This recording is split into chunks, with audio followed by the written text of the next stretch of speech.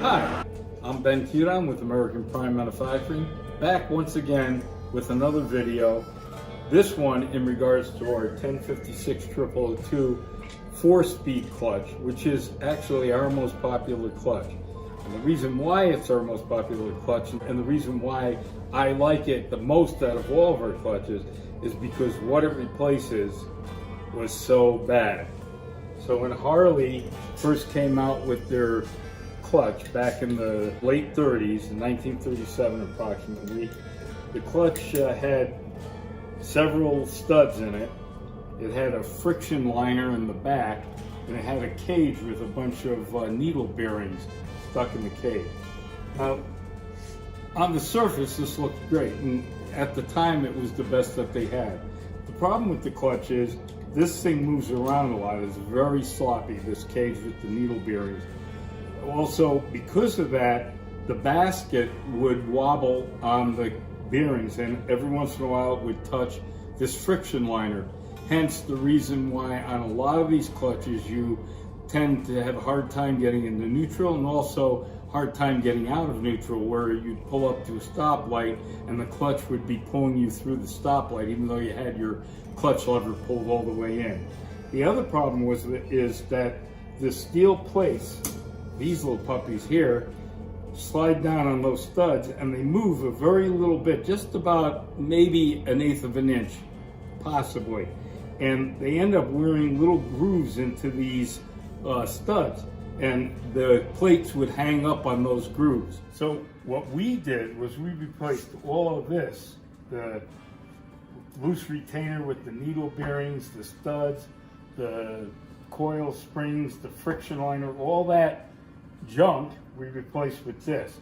And what we have here is a bearing carrier, and it spins on a double rolled sealed automotive style bearing. So this hub is perfectly stable. It doesn't wobble around like this one because of the loose retainer. And we use a diaphragm spring instead of the coil spring to give you less wrist strain and much better engagement and disengagement. The first step is to press this double roll sealed bearing into the aluminum bearing carrier. For our purposes, we made a little tool to hold the bearing straight and keep it in line with the bearing carrier. Now that the alignment tool is bolted onto the bearing carrier, I'm going to take the bearing and drop it in. It's important to lubricate the bearing carrier with a good oil so that it's easier to press the bearing in. Now I'm going to take the bearing press plug, which, as you can see, it's got a snout on it to fit inside the bearing, and then the outer part is going to press down on the bearing, keeping it perfectly straight as I press it in to the bearing carrier. Now I'm removing the press plug, and I'm removing the alignment tool. And as you can see, the bearing is sitting inside the bearing carrier. It's all the way up against the back wall. As you can see, it has to be pressed all the way in. There can't be any gaps on the back. Now I'm going to put the retaining ring into the bearing carrier. So I'm going to put the snap ring into the bearing groove, and it should fit perfectly and snap right into place if the bearing is properly pressed in all the way into the bearing carrier. Now we're going to assemble the outer aluminum hub to the inner steel drive hub. Now we're going to place the 5/16 18 button socket head cap screws into the hub. There's 4 of them. Now we're going to apply red Loctite to these bolts. Now we're going to put the standoff nuts on. The standoff nuts have an unthreaded end and a threaded end. We want the unthreaded end facing the head of the bolt. Unthreaded end goes in first. I'm going to take my 1/2-inch socket. I'm going to place it over the top of the standoff nut. My 3/16 Allen socket. I'm going to torque these. Okay, we have our bearing carrier with a double rolled sealed bearing pressed into it with the retaining clip on it. Now I'm going to press the hub assembly into the bearing. Once again, prior to pressing this hub in, I'm going to lubricate the snout of the hub to make it easier to press into the bearing. Okay, as you can see, the bearing is now installed onto the clutch hub.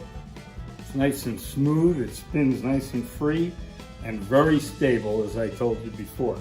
Now, we're going to put the retaining ring on so that this can't come out or move out of the bearing. Onto the hub, like so. Make sure it snaps into place, into the retaining ring groove. All right, now we're going to put some anti-seize, very important, onto the very end of these bolts. Before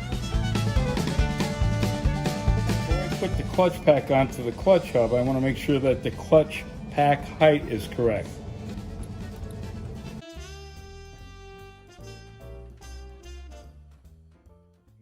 We're going to put the clutch pack on.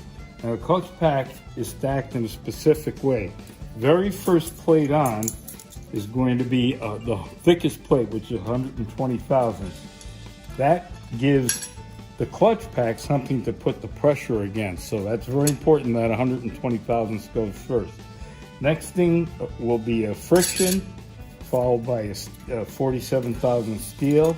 Remember that the last plate on the stack is going to be the 47 thousandths steel.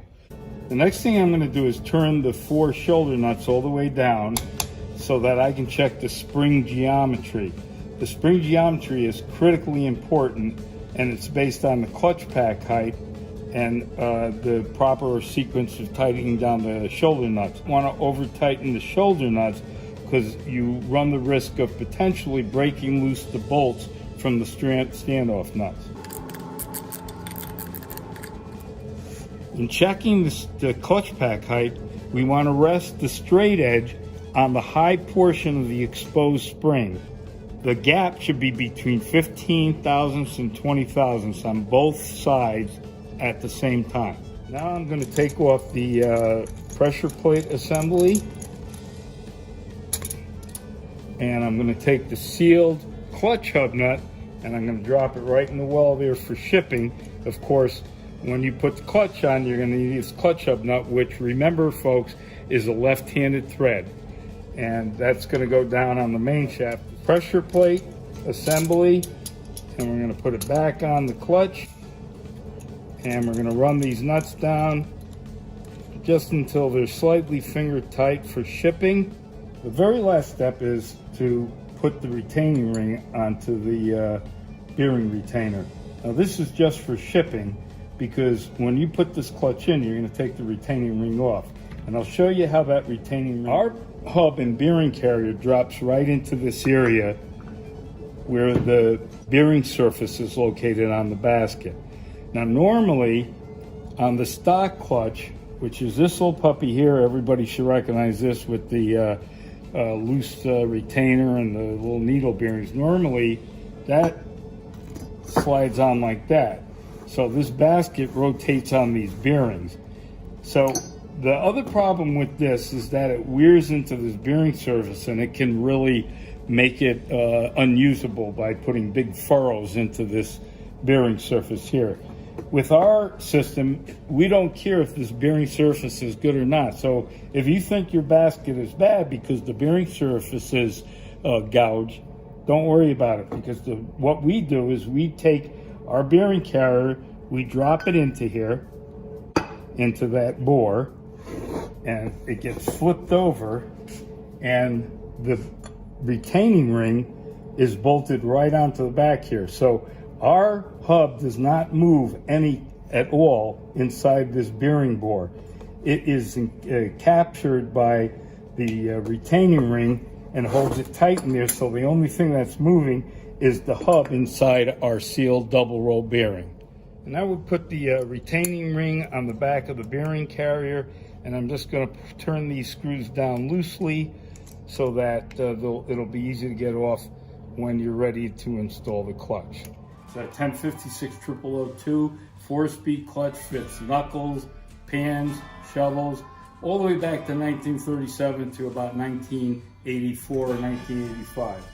It comes shipped with a complete installation manual, which is picture by picture. It's great. Also has some shims in there to help set the geometry of the spring. Again, thanks for watching, and thank you for your interest in American Prime Manufacturing.